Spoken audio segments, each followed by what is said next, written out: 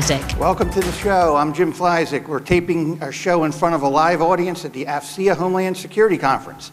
During today's show, we'll discuss current progress on IT programs and priorities and challenges for future programs at key government agencies supporting Homeland and Security and Defense. With me on the show are Richard Spires, the Chief Information Officer at the Department of Homeland Security, Robert Carey, the Deputy Chief Information Officer, Department of Defense, Luke McCormack, the Deputy Assistant Attorney General and Chief Information Officer at the Department of Justice, Sandy Peavy, the Chief Information Officer of the Federal Law Enforcement Training Center, and Rob Mancini, the Chief Technology Officer of the District of Columbia. Let's get into some of the issues here. Let's start with Richard Spires over at DHS. Richard, what are some of the specific programs where you believe we are making great progress in addressing some Homeland Security Defense issues and requirements? Sure, Jim, and it's great to be back on your radio show. I think this is the third time I've done this, so it's really great to be back. Hey, let me focus on a couple of things that I think are really important, and it's not just about DHS, it's really about working across the interagency and even with our partners at the state and local level.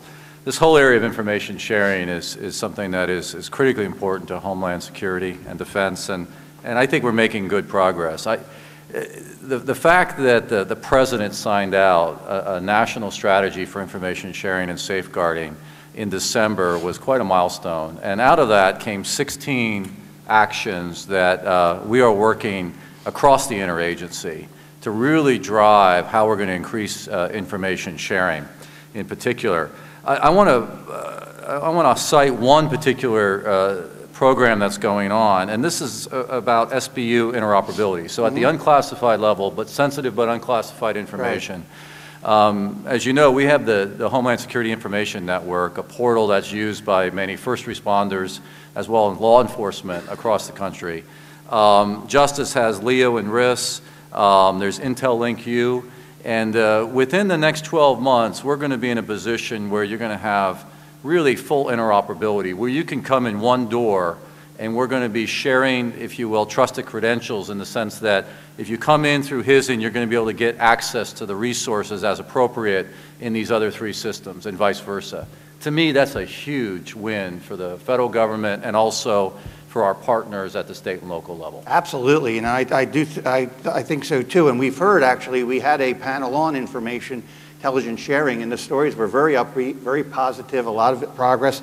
And in fact, Undersecretary Beer spoke to us this morning at this very conference and mentioned information and intelligence sharing initiatives as being on the forefront, so appreciate that. Rob Mancini, how about at the district level? What are some of the specific programs you believe that are making progress in addressing some of these issues? Thank you, Jim. Thanks for having me here today, and thank you for all of my colleagues at the panel here for welcoming me to this group. I'm here to present some state and local perspective. You get to hear a little bit about how some of these programs at the federal level can touch a state or a local area. And I'm happy to tell you that a lot of the work that my colleagues are doing up here is of great benefit to me as the CIO of the District of Columbia, and here's why. We're only as good as our weakest link in the event of a cyber attack or a cyber emergency. And the federal government can't cover everything. The previous panel, there was a gentleman up here talking about how you have to deal with state and local, and he was right. But I have no shortage of partners at the federal level to help me align my strategy, to learn what tools and tactics might be available to me that I didn't have before, to give me opportunities to help other states, big cities, counties. The district government is both a city, a state, and a county, all rolled into one. And so, like some CIOs, I have a lot of operational responsibility as well as strategic.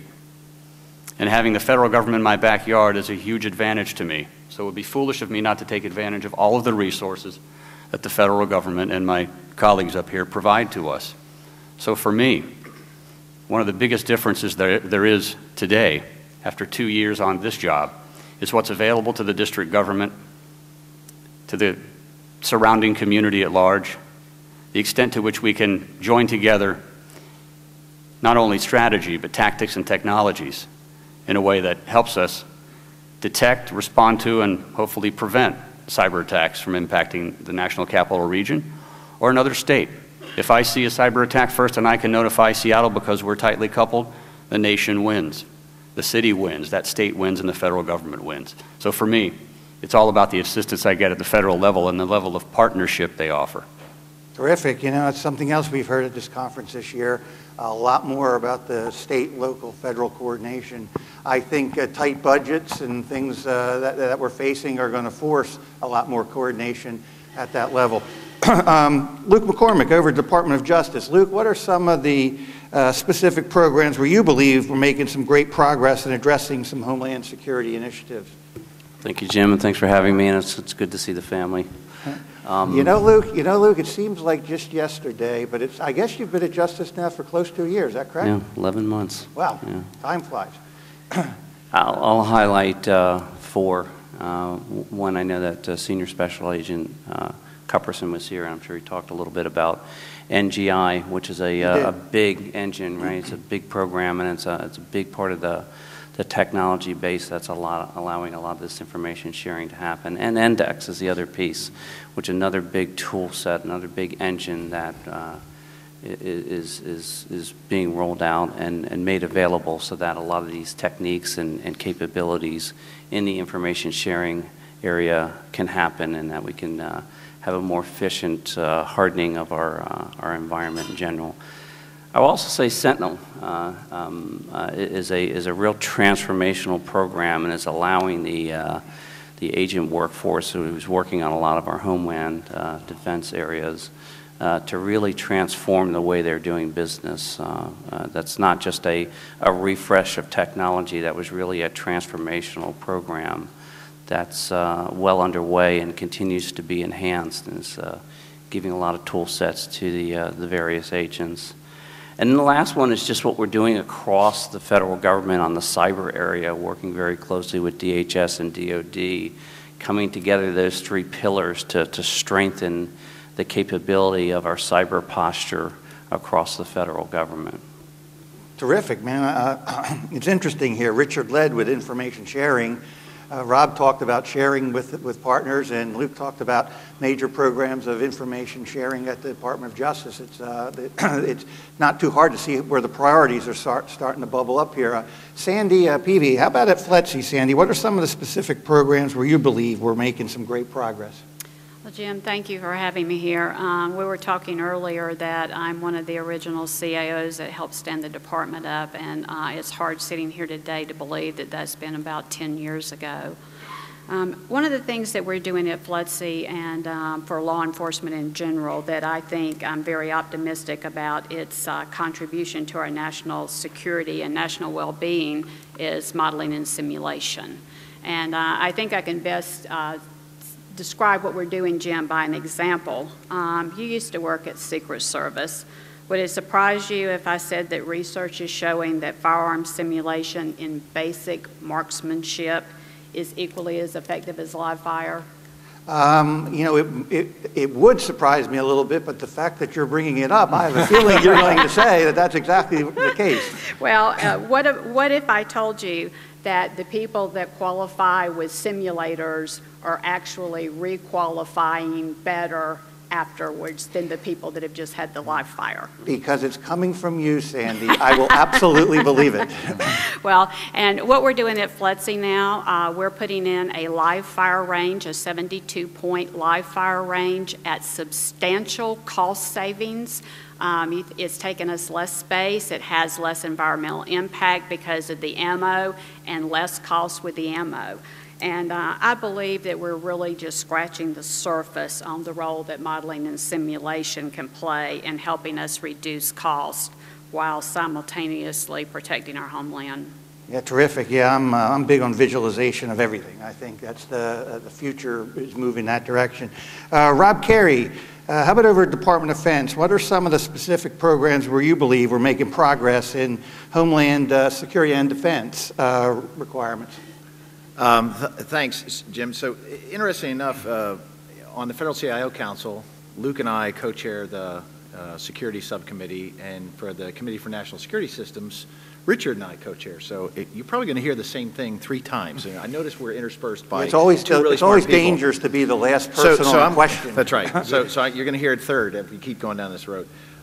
So I would like to say that, again, stomping what Richard said about the information sharing and collaboration with both the interagency and industry, specifically with our Defense Industrial Base program, is really starting to take off. We have about 75% of our spend covered by companies in the program, which is significant. We also have about 75 companies now in the program. So we are really making great strides in ensuring that the Defense Industrial Base is moving information back and forth across the perimeters, and we are sharing with them to raise the security bar. I can't not say that our traction towards this huge transformation in our world called the Joint Information Environment is gaining momentum, gaining speed, and on its way. The environment that we own is huge, and so to move into a place where we can standardize, consolidate, secure, and enable access from anywhere at any device, we are on that path, and we have all the services marching with us to deliver that outcome. So that's a huge success for us. And the last thing I'd like to mention, again, we've talked about shared services at the federal level, and again, both of these gentlemen that I share co-chair posts with are aware of moving into PKI as a shared service, moving identity tokens out on classified networks as a shared service. DoD has done it the most, so we're actually providing it to those who don't have it, and it will tremendously improve the security of those networks by reducing anonymity. Terrific. Yeah, I think, the trend of like everything as a service seems to be widespread. I think we need some experience in getting to figure out how to actually do it efficiently, and procurement processes and how some of those things change, and security requirements and so forth. Let's talk about your priorities for the next several years. Let's say that we talked about ongoing programs. How about like the next 1 to 3 years? Let's start this time with Luke. Luke, how about over at Justice? What's high on your list of to-dos for the next couple of years? Well, first and foremost is continuing to strengthen our cyber posture and stay ahead of that, right? That's always going to be a priority of the Department of Justice. It's always going to be a priority of the federal government. And we're always going to make that front and center. So there's a lot of activity going on there with the co-chairing and the various standards, and making sure that we stay on a good posture and a good footing there. I would say for me, being at the Department of Justice for 11 months, one of the things that we're trying to really get a good zero in on is this discussion that is happening at the federal level about the cut, keep, and invest process, and just strengthening our governance and making sure that we're making the most effective decisions based on the absolute needs of the agency, and that we're making very informed decisions, that we have good information available to us, and we're making good trade-offs, and we're making the tough decisions in this kind of environment. So that's a big area for us. Right. And then behind that is really the ecosystem, I call it, right, where we're trying to make sure between the finance organization, the acquisition organization, the IT organization, that as we start to pursue these as-a-service capabilities that many of you are beginning to offer, that we're really in a good position to do that, that we've sort of cleaned up and rationalized the things that we need to do internally, and that we have a good strategy and a good effective mechanism to go pursue those activities in a way that is going to work for us and work for our partner organizations that are providing those services. That's really a real key focus of mine right now. Terrific, terrific. Yeah, that governance process, I guess, getting in place and sound processes there. Because I guess just like DHS, you come up with an idea and all the components just automatically sign on and everybody just goes away. And I'm being funny. I'm just about there, Jim. I'm being funny here, guys. I know, having been there myself, I know what it's like to coordinate across large enterprises like that. Richard, what are some of the top priorities then that you see for the next, say, 1 to 3 years? Yeah, let's pick up on what you were talking about, that as-a-service model. Mm-hmm. I'm a huge believer in this, and we're starting to make it really work at DHS. We have 11 cloud-based services in production. We're moving out aggressively on every one of those, and it's starting to make a real change. And not surprising, we are taking budget cuts like everyone in the IT area, And so I'm, in a sense, pushing very hard across DHS within the components as well for us to move to this model to drive real savings and efficiency that we can then plow back into, okay, what I would consider to be higher value, providing better functionality and more capability to our mission owners. And this is something that we're pushing very, very hard on. The other thing I would say is in this whole area of program management, we have 88 major IT programs in the Department of Homeland Security. Not every one of them are green. And we are really trying to up our game to build institutional capability. And part of that is obviously our program managers and the talent there. It's also bringing in best practices, making sure we have the right governance structures in place to really effectively oversight and run these programs. And that's a big, big area of focus for me as well. Terrific, terrific. Similar to Luke's comments about good governance, good processes. Rob, Carey, how about the priorities over at DOD? What are some of the things on your to-do list the next couple of years? So it's a long list, but the top ones that come to my mind are continuing to roll out this joint information environment architecture. And what I mean by that is the specs and standards that the military services will then drive their networks to as they do tech refresh. There's a great deal of redundant security infrastructure out there that doesn't provide any value, but it was set up to wall off an enclave and we can take it out. We'd like to roll in continuous monitoring, and my two co-chairs here are very well aware of that, is in automate the detection of anomalous behavior to the extent feasible so that we can more rapidly attack and dispose of threats. The next biggest, or the third thing I want to mention is really C2 of our forces to enable enhanced communications and command and control of the forces that's going to be in a very different environment in 3 years than it is today. To move comms down to a dismounted soldier from a squad or a company or a platoon is a very difficult feat, but the benefits that we gain are tremendous. Terrific, thanks. Good points there. Sandy, how about over FLETC? What's on your to-do list for the next couple of years? Well, Jim, FLETC trains over 90 federal law enforcement entities as well as state, local, tribal, and international. And we currently have 4 brick and mortar facilities where we provide this training. Well, probably like a lot of you guys here in the audience, yesterday all DHS employees received a communications from the Secretary that said that to achieve substantial budget reductions, we must consider actions in areas including the reduction of travel and training. So, we have got to figure out how to get that training to the law enforcement officers anytime, any place, and using any device. You know, when something bad happens, these guys always revert back to their training. We were just notified yesterday that a Bureau prison guard was killed by an inmate. So we simply must do whatever it takes to get the training out to these law enforcement officers who are securing and protecting our homeland. Terrific, great, important. And it's also important when you bring it down to a reality of what we're talking about here. You know, we're talking about saving lives. Rob Mancini, I want to hear from you too at the local level, but before we do that, we need to take a short break. You're listening to the Federal Executive Forum on Federal News Radio, 1500 AM. Welcome back to the Federal Executive Forum on Federal News Radio, 1500 AM. I'm Jim Flyzik here with Richard Spires from Homeland Security, Rob Carey from Defense, Luke McCormack from Justice, Sandy Peavy from FLETC, and Rob Mancini from the District of Columbia. We're talking CIO priorities. When we went to break, we heard from our federal CIOs. I'd like to kick off here with Rob Mancini. Rob, what are some of the priorities at the DC government level in your CIO programs?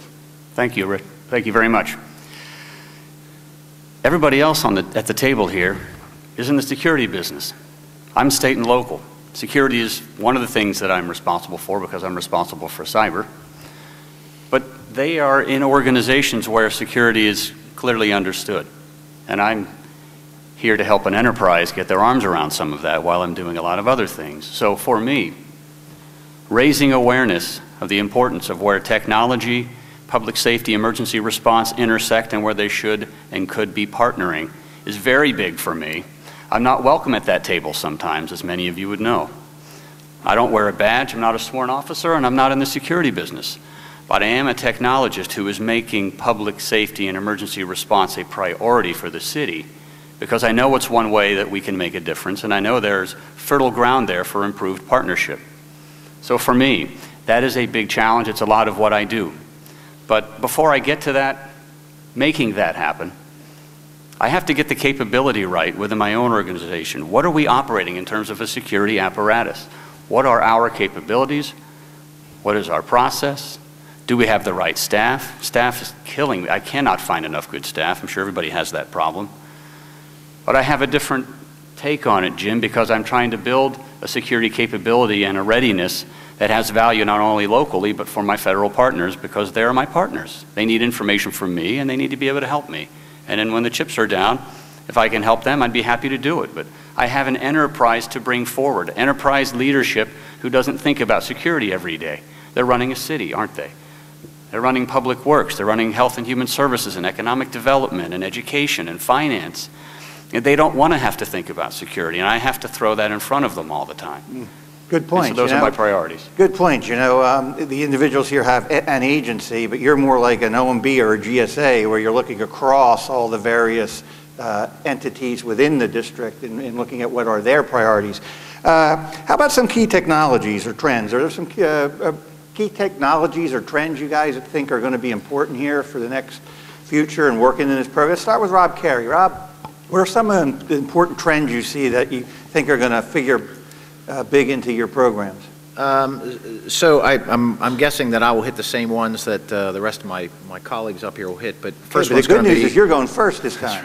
First one's going to be wireless, right? So building out a mobility capability in DoD that is secure, that meets security standards that we require for both unclassified and classified networks. So that's going to be huge for us. Taking advantage of commercial technologies, third-party software, and an ecosystem built out by DISA is our way ahead in that space. In the security space, it's really about continuous monitoring and building out the tool sets and the TTPs, the tactics, techniques, and procedures our operators are going to use to really coalesce on disposing of threats as rapidly as possible and minimizing risk on the networks as best they can. Cloud technologies are going to play into the end state of joint information environment, which will enable us the access to this ubiquitous information in DoD. And the last one I need to mention is really SATCOM and Spectrum, because we're all having this huge demand signal for radio frequency to do our jobs, and that is a very limited resource, and that's sort of a national issue of how we allocate that in such a way that each agency's mission can be afforded while providing the right access for economic engines.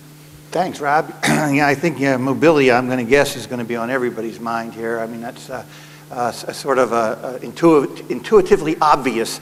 Luke, anything you want to add to some of the key trends or technologies you think are going to be important in your mission? Yeah, maybe put a little bit different twist on that. Certainly cloud. I would say couch that a little bit as a service technology, right? And I would encourage everyone in this room to continue to push the barriers up the stack. Richard and I were on a call the other day, and somebody was asking us about, you know, cloud technology and embedded systems. And I thought, wow, that's pretty far out there.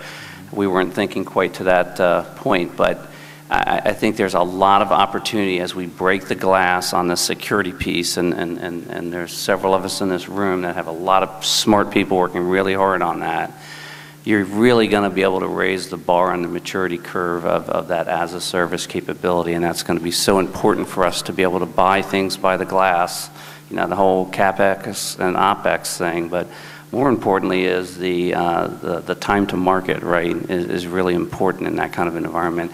The other piece I would say is, instead of saying mobile, I'd say the edge technology. If you think about, you know, the Google glasses and that kind of thing, but where some of that technology is going, and again, now you've got that ecosystem secured on the back end, I think the edge technology is going to be really, really critical going forward, and all the different types of devices that are going to be made available to our operators to, you know, perform those real important missions are going to be, you know, where the sort of the magic happens. Yeah, you know, when the next generation of coming up gets in the workforce, that edge technology is going to be expected to be there.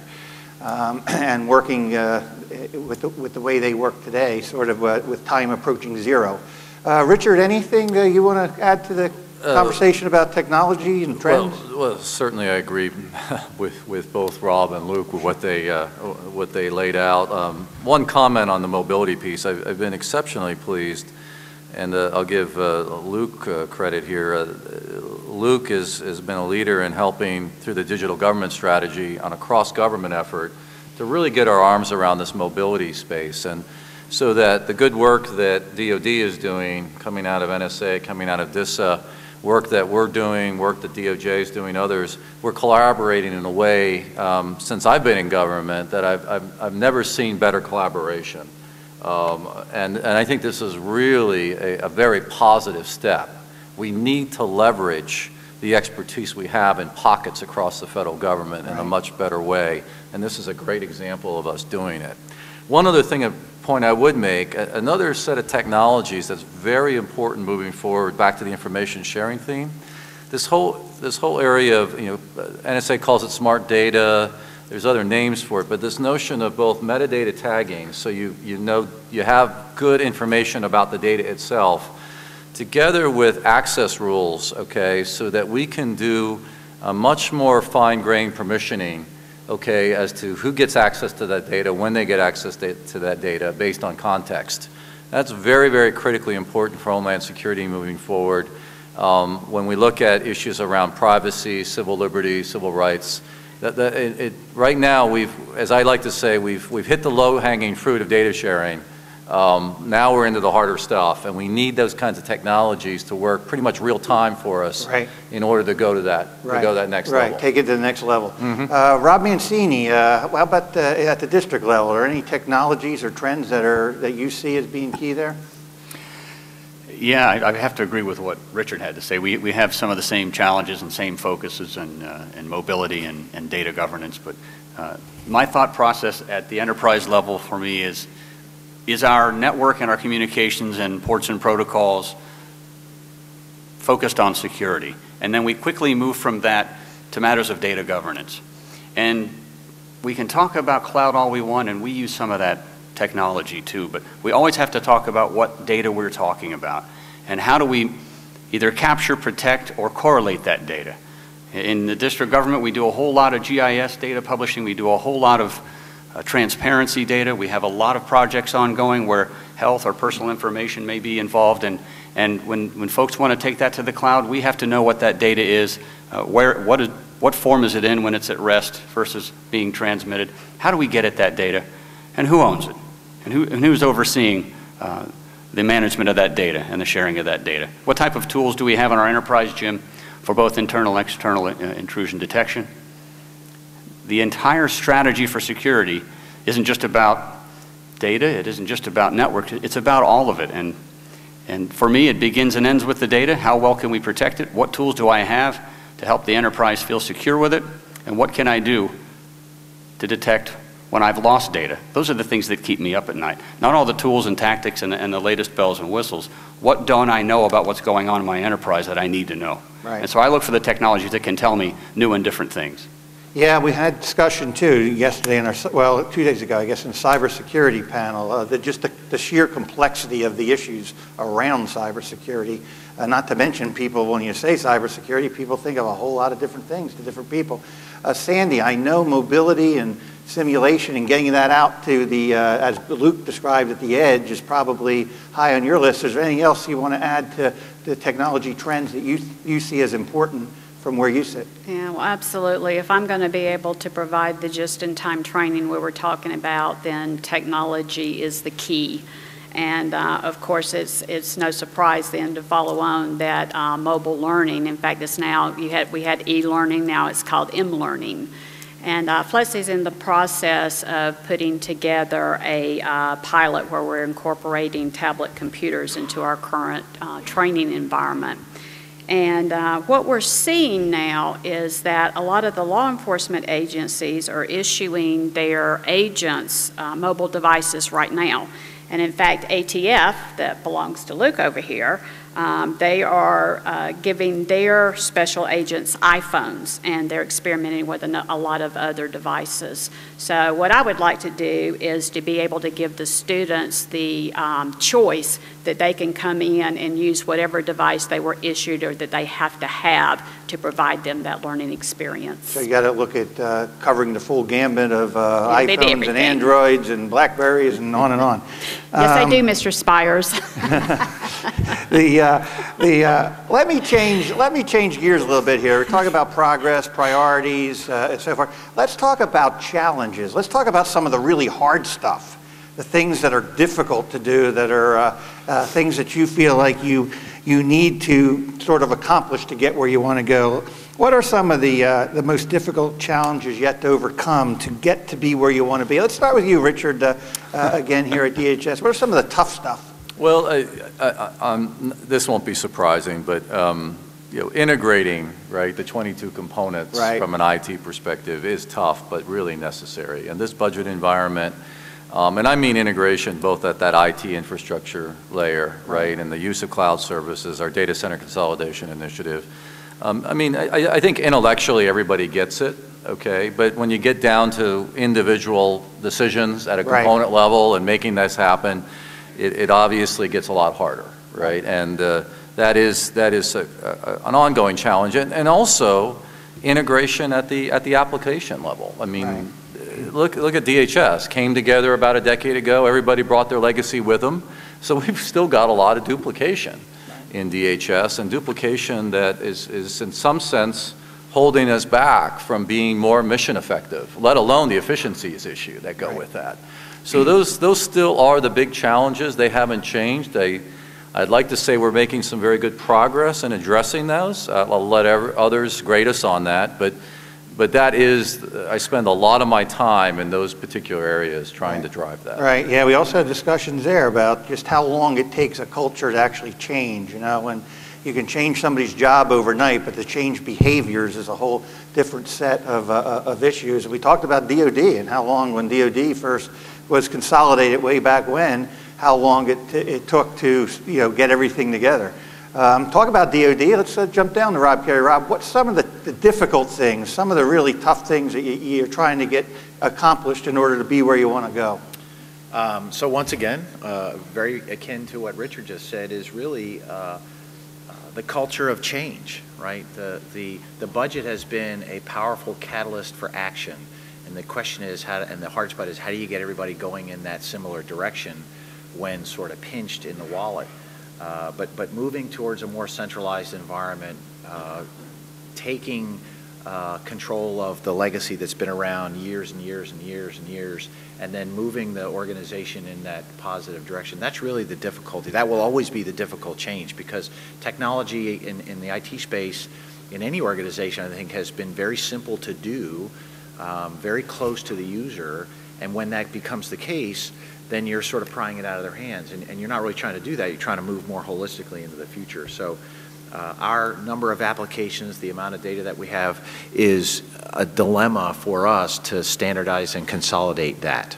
Right, yeah, I'll tell you, I'm for both of you mentioned it. I used to joke about the fact that it's hard to get consensus if there's more than one person in the conversation.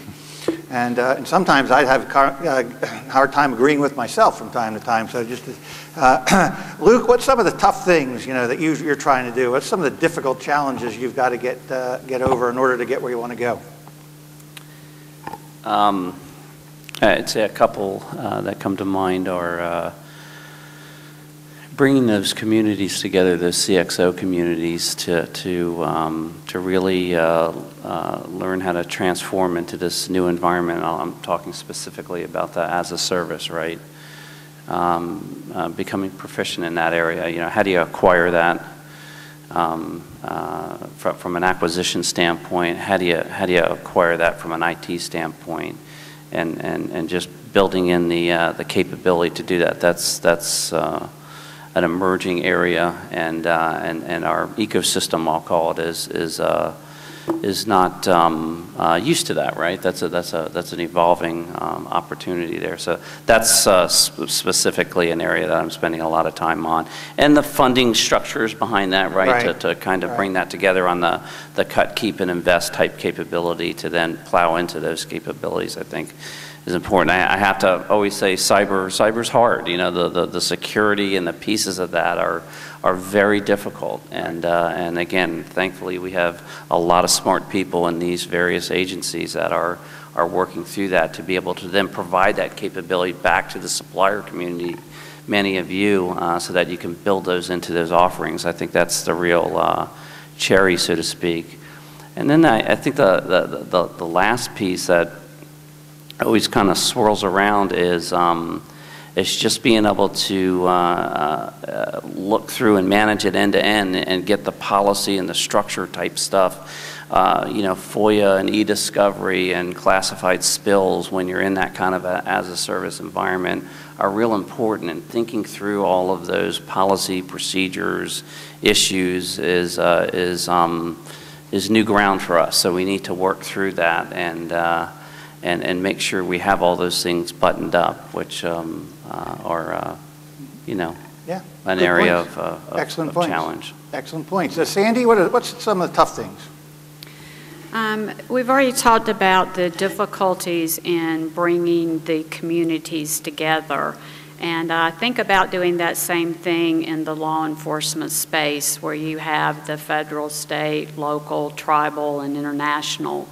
And then you add on top of that, they've been talking about some governing bodies. Well, there is no governing body for these entities. So what is the result of that is that we have a lot of costly, non-interoperable systems that aren't allowing us to train together. And one of the other things that we've been talking about with the mobile learning is not just another delivery method. What we're going to need is research to understand what mobile applications can help us when we're doing our law enforcement training. In fact, we need it for everything. I just saw something the other day that said less than 4 years ago, there were fewer than 24 government-built mobile training apps. Wow. And it says now that there are more than 100, but trust me, I need 100 just for law enforcement, so you guys need to get on the stick there. Yeah, absolutely, yeah, and the trend's not going to slow down, that's for sure. And Rob, I want to hear from you in this one too, but once again, we need to take a short break. You're listening to the Federal Executive Forum on Federal News Radio, 1500 AM. Welcome back to the Federal Executive Forum on Federal News Radio, 1500 AM. I'm Jim Flyzik here with Richard Spires from Homeland Security, Rob Carey from Defense, Luke McCormack from Justice, Sandy Peavy from FLETC, and Rob Mancini from the District of Columbia. We were talking about challenges and technical things and hurdles to get over to make these programs successful. Well, we did not have a chance to hear from Rob Mancini at the local level. Rob, what are some of the things that you think are some of the difficult things that you're trying to get done, that you need to get done to make your programs get to where you hope to get them? Okay, thank you, Jim. It's Rob after the break again. Some of the biggest challenges I have as an enterprise CIO, definitely staffing. It's hard to find good staff in the security business. It's a seller's market. If you have a lot of talent, you can name your price in a lot of ways, and private industry pays better than government quite often, so that makes it a challenge. That's one. Poor technology controls. If you inherit an enterprise that doesn't have a lot of technology controls, that is something that needs to be addressed. It is always a challenge, especially, again, when you don't come from an entity that is security-minded. That requires a whole lot of influence and partnership and work. I guess one of the other things I would say is that sometimes lines of authority can get confusing, Jim. And sometimes people don't respect the authority that a CIO or a CTO can walk into the room with when they're really trying to help. And you find that sometimes in emergency response because they're entrenched. And sometimes they see us as the outsider. That means we have to be the right type of person, be a person of integrity, be honest and forthright, and not be threatening. And I think those are challenges. I'm thankful to say that I have good partners in DC in those clusters who are helping me work through those. Yeah, you know, I tell you, that people don't see sometimes the challenge that CIOs have, because you need to build those relationships not only with your employees, but with your peers, your colleagues, those above you, those in other agencies, those you're going to be working with. So it really is a job that requires a lot of team building in practice. Let's talk a little bit about collaboration. We have local CIO here. We have federal CIOs here. We got tight budgets. We know that collaboration is going to be a really, really tough thing. Luke McCormack from Justice, where do you see some of the areas where collaboration can really help move programs forward? Well, you heard a lot of it, right? There's a whole bunch of work going on in the collaboration space in the cyber area, and I think that's real important. I think the good news is there's a set of standards that either are developed or that this body is developing, and so that we're all pursuing the same level set activity, and I think that's real important. I think the other couple of other areas that are real opportunities for us is on the land mobile radio, which we haven't talked a whole lot about. Right. The work that's going on in FirstNet is a real opportunity to collaborate across the law enforcement community, and which we're doing extensively, and I think there's a real opportunity there. And I think the last one is the work that's going on in the shared services and commodity services type thing, both of those areas where we're looking at leverage buying across the federal sector, that the state and locals can also join in on a lot of that. And the shared services, where we have services that are being offered within the sector, and that we can leverage those services as opposed to buy them, I think is real important, and a real opportunity that a lot of us are exploiting. Yeah, terrific. Well said. Richard, you have a follow-up? Yeah, I'd like to pick up on that and amplify what Luke was talking about. I don't think it's recognized by those outside of government, but outside the federal government, but the Federal CIO Council really is taking on quite a bit more. We racked and stacked everything we're doing, right, and we've got more than 50 activities going on, a lot of them under the leadership of Luke and Rob in the security area, but many other areas as well, from privacy, accessibility, architecture. There's a lot of good collaborative work going on across government to really leverage those pockets of excellence I talked about earlier. A couple other points I'd like to make on that collaboration. We're also trying to really partner more and more with AFCEA, in particular at the state level, right, okay, because they're doing a lot of things. In some ways, they're ahead of us in things like adopting cloud computing, right? We're trying to learn from them. They're very interested, as an example, in our FedRAMP process, and we're in dialogue with them as to how we can collaborate on that. And I believe in with local governments as well. And finally, I would just mention, I think you would all in this room know that we've issued, the President issued an executive order around cybersecurity, around information sharing of cyber incidents and information, and really trying to get that out, in particularly to our critical infrastructure in the private sector. And I think that's a very, very important thing that we do. We have got to start and really advance the ball in how we address cyber issues in this country at all levels of government and with the private sector. Right, right. Yeah, it's a good point. From where you sit as the Vice Chair of the CIO Council, you get a good picture of what that looks like. In fact, you've got the picture of the enterprise at that level, picture of the enterprise at DHS level, and then, of course, your own team in terms of different ways to drill down. Rob Mancini, how about, we should hear from the local perspective here. Where are some areas you think collaboration is important amongst the federal, state, local, private sector? I think Richard did touch on it. His agency's actually helped us immensely in terms of designing a cyber strategy that's useful. They're a part of our Cybersecurity Operations Center. And the federal government has helped us in that area, so we are building the very first cybersecurity operations for the DC government out of my agency in another couple of months. We should be done with that one. I think the alignment of strategy between federal, state, and local is key. In a previous panel, Jim, I heard someone talking about how rigid the state and the local can be and how you've really got to be careful dealing with them. Try the CIOs. I think you'll find them to be very welcoming and happy to have your partnership. And those are conduits through which you can drive a unified strategy and unified tactics and capabilities and operations. So I would challenge you to try some of that, because I know I would appreciate it. I have benefited from it, and I would continue to seek their partnership and gain whatever I could. And one day I hope to be able to return the favor. Okay, terrific. Jump over to Rob Carey, except Rob, I'm going to change the question here.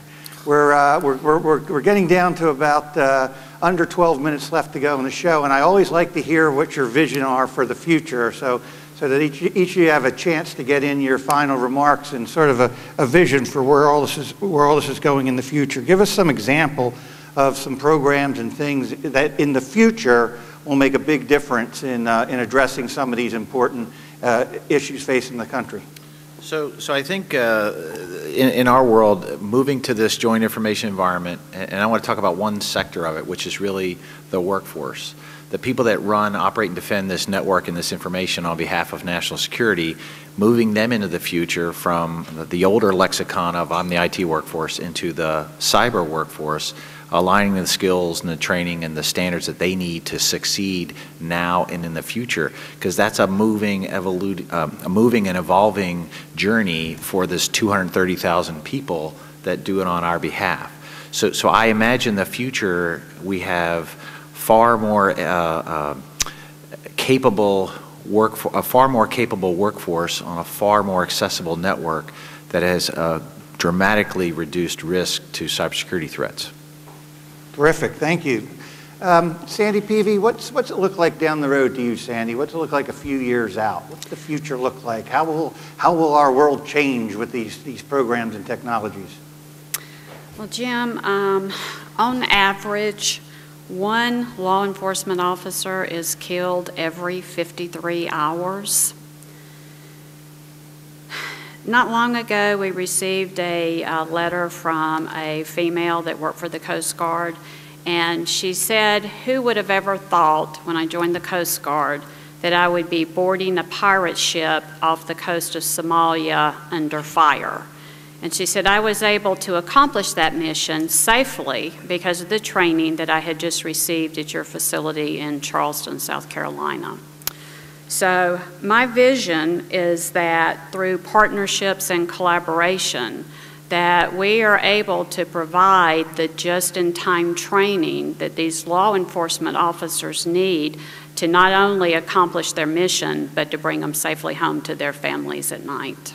Terrific, well said, you know, and it's really interesting. I've been in parts, sat in a number of sessions of the world we live in, and really we're approaching a world where decision-making has to be made when time equals zero. I mean, when you talk about the kinds of things we're talking about here, some come with absolutely zero warning. So that training is so important, and the edge devices that Luke talked about being there in order to be available immediately are going to be so important. Luke McCormack, Luke, what's it look like? What's a crystal ball look like in your scheme of where all this is going in the future? I think the crystal ball is, we're going to make some broad assumptions that we're going to figure out the consolidation pieces. We're going to figure out how to efficiently manage these data centers. We're going to figure out which pieces to push into the cloud. And we're going to sort of start to go up the Maslow's pyramid, if you will, on the as-a-service stuff. I mean, I see the crystal ball as imagining when, you know, almost a SEAL Team 6 type of development group can build an app in a very quick type of capability, a just-in-time type thing, port that to an edge device that, you know, immediately gets vetted through the ecosystem, an edge device that's secured, et cetera, and then, you know, brings a capability to that operator in a very short amount of time to really deal with these very quick and very evolving, emerging threats. So I sort of have this crystal ball that a lot of that back-end ecosystem is in place. And if you think about what has to be in place to have that SEAL Team 6 group sort of developing that capability, there's a lot of pieces that have to be there. But I see a day when that is in play, and that can just continue to be repeated.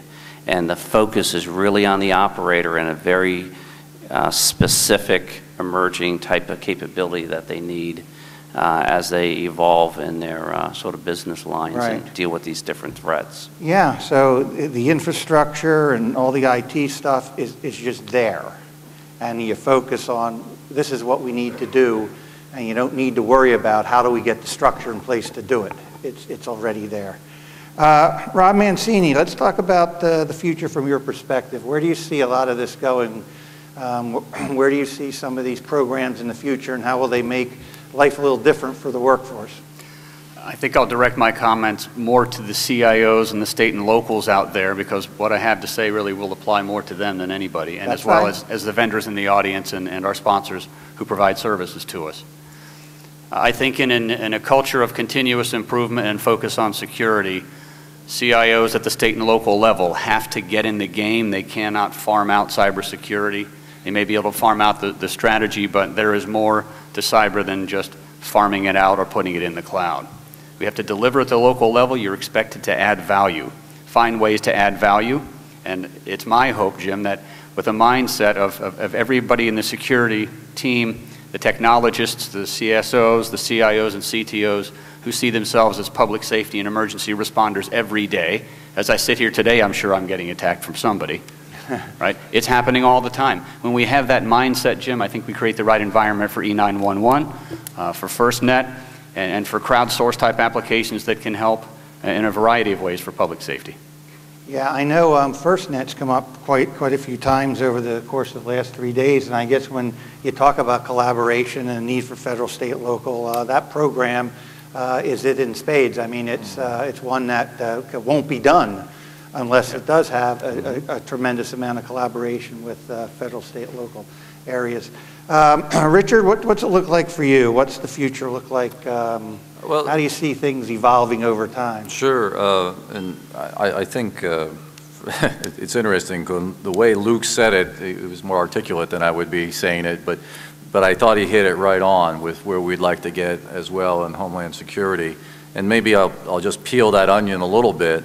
Yeah, we have, right now, we have 2 enterprise data centers. We're trying to drive consolidation there. We have these cloud-based services. But we're already have a team looking at what's that next generation look like, right? And this notion of moving to an environment where we really are, we're not going to be giving up our brick and mortar data centers for a long time, right, if ever, for some really mission critical applications. But I see a day, and I don't think we're too far in the future, just a few years, where I'm hoping there's going to be, through a cloud broker model, either we hire a cloud broker or we do it ourselves, where we've got a tremendous amount of competition out there, where we can move through service level agreements and hopefully some real good contracting flexibilities, really be able to move workload relatively easily in very secured environments, so that the government can realize as good a pricing and good a service quality as you can get anywhere in the world, because we've got the volume. And we should be demanding that and getting to that. So that's more on the infrastructure layer. And then to Luke's point, we really need to transform, and I know many of us are trying to do this, how do we transform that whole development model? I mean, we're working more in an agile environment, we're driving towards that, but we're able to turn out new functionality in a matter of weeks, eventually maybe hours, but certainly getting down to weeks, rather than the months and years that we traditionally think of in federal government. Yeah, I think it's going to be a challenge too to get the governance structure in place to be able to be flexible and move quickly. With the few minutes left, I'm going to try to do somewhat of a recap here. I've been taking notes as we've been talking. We talked about progress, and we've heard a lot of progress. The information and intelligence sharing model came up from just about everyone here, that we're really moving along and that's maturing, and we're getting a lot more done in that area. We heard a lot about as a service. The world we're moving into, the CIOs are going to be looking for things as a service as opposed to the traditional buying of stuff. We heard about the importance of governance, that governance processes have to be in place, and the business processes supporting those governance processes have to be mature and have to be repeatable. Cyber came up many, many times. I think just about every question I asked here today, cyber and cybersecurity weaved its way into that answer as being something that has to be accounted for closely. We talked about some technologies. Richard brought up smart data, a term heard for the first time, but getting the metadata in place with enough intelligence so that you can manipulate that data and use it in different ways that we have not in the past. Mobility was sort of an intuitively obvious. We heard mobility. In fact, the last 3 days we heard a lot about that. Cloud continues to be challenging, but yet it's moving forward. It's the direction or issues around it. And I like Luke's description of edge technologies, the fact that we need to move things out to the edge and not just land mobile radio, not just voice, not just the traditional cell phones we're talking about, but other types of devices. When we get over to the challenges, culture has once again popped up as being a key thing, that there's long-standing cultures in place that they're going to take time to work into come together, and with culture comes the integration of all these programs. You're going to have to think things a little differently in order to do the integration. Staffing came up, especially from Rob, of being the difficulty of getting the right people and the skills, and not just the skills, but the bench skills and the depth of skills in place. On the good news side, though, we heard that there's a lot more collaboration happening right now. Collaboration going just well. In the future, what I kind of summarized, if I had to try to summarize what all of you said about the future, I think that, you know, what I was hearing is that we're going to get to a world where agencies can focus more on mission, because the IT structures will be there. You know, we won't be worried so much about these IT things. The agencies will be able to focus on mission, and the IT will be there to support it. I need to do a few thank yous here. First of all, thank you for our panelists from taking time from their extraordinarily busy schedules to be here with us today.